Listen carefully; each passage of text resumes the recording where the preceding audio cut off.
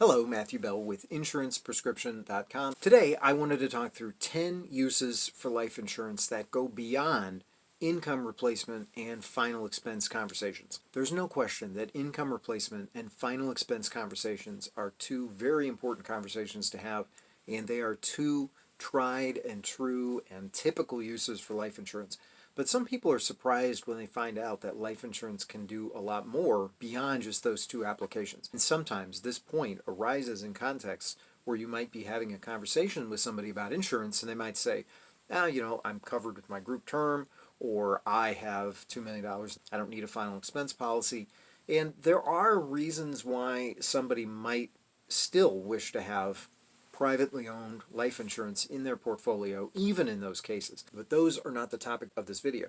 The interesting part about it is that some people are unaware that there are other uses that life insurance can be put to, or other things life insurance can do that they might find useful.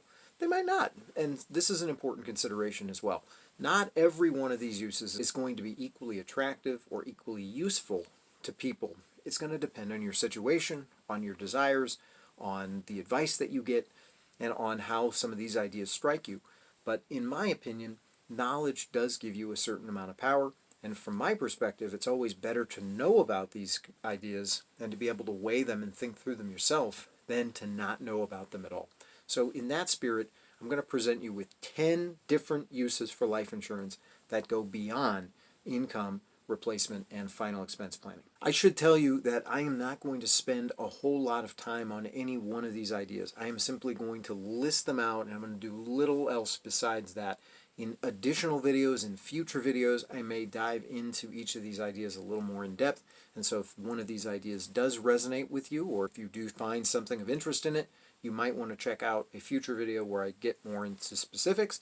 But for the time being, I'm simply going to list these out. I'm going to break these up into categories. The first category is charitable giving. And the main point here is that life insurance can be used to extend the reach of every dollar that you have. So for example, in a case where you want to leave money onto a charity, you could simply leave them $1. But if you put a $1 into life insurance instead, you might be able to leave them $1.50 or $2. In addition to being able to extend the reach or extend the impact of every dollar that you have through life insurance, another use for it is that it can actually qualify you for certain tax breaks. Now, it does get somewhat complicated if you're interested in that, because it would actually involve you typically assigning ownership of the policy over.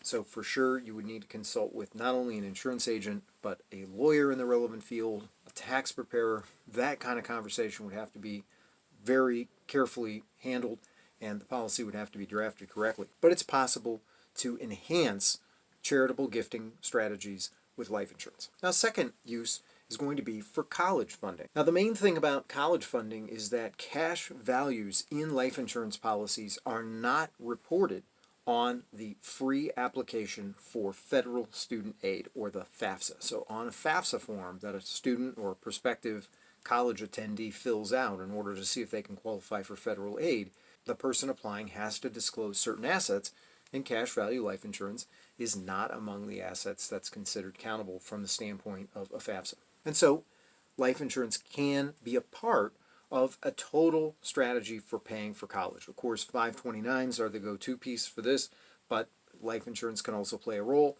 Roth IRAs can also play a role, and if you're interested in those angles, I would invite you to consult with a financial advisor or somebody knowledgeable about the ins and outs. The third use for life insurance is going to be in terms of estate and legacy planning. Now, in general terms here, we mean the passing on of assets to your next generation, to your heirs. Obviously, whether or not a life insurance policy and the kind of life insurance policy that fits into your estate or legacy plan is going to in part depend on the complexity, the size, and other particulars of your actual estate. But life insurance is an extraordinarily attractive thing to have in your portfolio for estate and legacy planning, if for no other reason than life insurance passes income tax free to your beneficiaries. There are two different categories or two subcategories of possibility in estate and legacy planning. I mean, I'm sure there's any number, but I'm going to call one the regular case, where you simply have heirs, you've got children, grandchildren, and the like of this, and you want to try and ensure that as many of your assets as possible get pushed down the line to them. But in the second case, it's actually a special needs case where you have a dependent while you're living. Maybe you have a son, daughter, grandchild, adopted child who is special needs, and you realize that on your passing, they will have nobody to care for them. So in many cases, a special needs situation can be augmented very helpfully with life insurance. Now for this, you're going to want to include things like a lawyer who is competent in drafting special needs trusts and the like of this, but life insurance is one very common way of funding a special needs trust. But again, I cannot give you advice. You need to consult with knowledgeable professionals in your area if this is of interest. The fourth use for life insurance is going to be for long-term care planning. I get into this more in depth in other videos, so again, I'm simply listing these here, but suffice it to say that life insurance can actually be used in two different ways to help with long-term care funding. The first way is going to be in terms of various riders that come with certain life insurance policies, and these would include long-term care riders, chronic illness riders, riders that are specifically designed to kick in or to apply in cases where a person is long-term care certified, and that means you would lack 2 out of 6 activities of daily living. Once again, I don't want to get into this here because it'll be too long of a video. I have other videos, I'll put a link in the description. But the second way that life insurance can actually be used to help with long-term care is from a standpoint of indemnification or remuneration. So in other words, I use the personal example. My dad was in a nursing home for 4 years, and over the course of the 4 years, essentially $300,000 was spent on his care. $75,000 a year times 4 years. Well, in principle, if the family had spent $300,000 on my dad's care, and my dad had had a $300,000 life insurance policy, in principle, the policy would have been sufficient to pay the family back for the money that had been spent on my dad's care. Now, obviously, hindsight is 20/20, and I'm giving this from the standpoint of knowing precisely what number would have covered his long-term care needs. We didn't know it. Many things can affect the calculation, the prediction. It's not right for everybody, but you should be aware that life insurance can meaningfully contribute to your long-term care plans. Now the fifth item is going to belong to a separate class, and I'm going to give several different items under the same class, and that is retirement planning. The number 5 use for life insurance is actually going to be as part of a life insurance retirement plan, sometimes called a LIRP, L-I-R-P. One of the preeminent spokesmen for this type of plan is going to be David McKnight. Another term for this is a 7702 plan, and the basic idea here is that life insurance can be funded as a retirement supplement. Life insurance is generally not recommended to replace traditional vehicles for retirement planning, like your employer-sponsored plans such as a 401k or individual retirement accounts like the traditional IRA or the Roth. But life insurance can function as a supplement in some cases. At least it's something to check out. A sixth use for life insurance, also in the same vicinity in retirement planning, is what's called a pension maximization.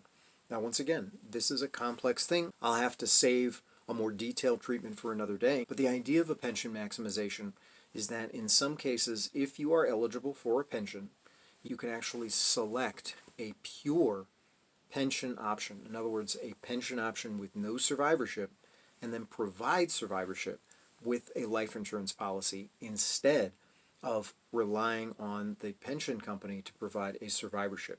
And when you think about it, I'm going to make the numbers up. Let's say you have a pension that's worth $3,000 to you on your life alone.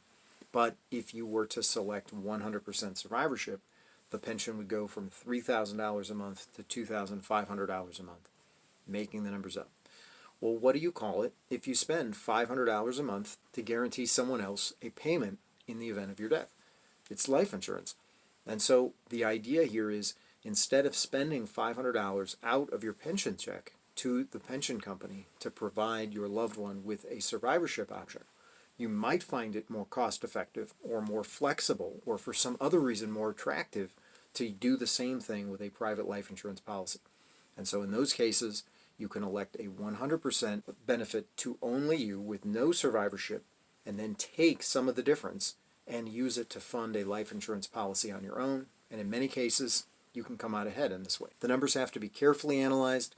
There are a number of pitfalls, a number of things to keep in mind. It's not for everybody. Once again, But again, I think it is something at least to consider. Seventh, also retirement from a retirement standpoint, you have the idea of funding a life insurance policy as a super Roth. And the idea here, in just basic general terms, I'd have to get more in depth in another place, is that a Roth IRA has certain income limits and certain contribution limits that a life insurance policy does not have. And for those people who recommend this kind of a strategy, they'll tell you that you can get some of the same tax benefits in a life insurance policy that you would with a Roth. Now, are there relevant differences?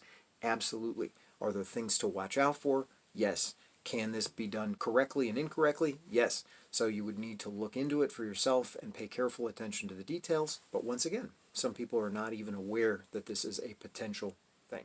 Now, moving in, number 8, we've talked about retirement savings. How about just regular savings? Sometimes people represent a life insurance policy as a forced savings vehicle, and I take it that people who are looking for financial information are a little more savvy than having to be essentially tricked into a forced savings vehicle.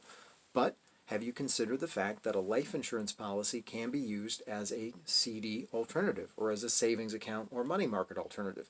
And the idea here is, if you look at various internal rates of return in life policies, you'll often find that they pay, in terms of cash return, more for your money than what you would get, at least in this interest rate environment, in some kind of a certificate of deposit or in some kind of other conservative fund. Number 9, also similar to number 8 in terms of it's a regular savings strategy, you've got a number of people who over the course of many years have advocated different strategies that are variously termed infinite banking, bank on yourself, be your own banker, and other concept labels that basically amount to the same idea, and that is that you can use life insurance as a source of liquidity.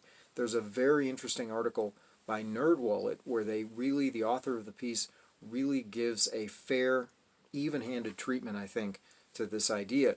And essentially he says, is it a scam? No. Is it for everybody? No. And so you think you can get a lot of benefit just by looking at the NerdWallet article. But again, I just list it because it is a possible use that some people would be interested in for life insurance. The 10th and final use that I'm going to present here for life insurance that some people are unaware of is in tax planning situations. So there's a couple of different aspects here. One is income tax, and the other is estate tax. From an income tax standpoint, life insurance products, if they're set up and funded the correct way, can function as tax shelters. But in addition to that, various life insurance policies are designed to help to offset the damage and to minimize the damage done to your assets as they transfer to the next generation, particularly in situations where you are affluent and have assets that are going to be subject to estate taxes. The Survivorship Universal Life Contract, in fact, was created in order to help families that are susceptible to estate tax to pay the estate tax and to recreate the asset essentially after the estate tax has been paid to help their wealth transfer to their next generation. Now, just to reiterate, I've given 10 different possible uses for life insurance over and above income replacement and final expenses. Not all of these are going to be for everybody. In fact, a great number of these probably won't apply to your specific situation, but I would be surprised if at least one of them wasn't of interest. And the fact of the matter is, even if you don't end up pursuing it, I think knowledge is power, and I would invite you to at least explore things that sound of interest to you, look at the ins and outs, speak to advisors that you trust. Certainly, I cannot give financial advice. If you need personalized recommendations, you need to consult with a financial advisor or insurance agent who is in your area and who's familiar with your personal situation. But if you found something of interest, something curious, something that sparked your imagination in this video, I invite you to like it, subscribe to the channel, click the notification bell to be alerted to new content as it becomes available. I thank you so much for being with me today, and I look forward to seeing you again in another video. Thank you so much.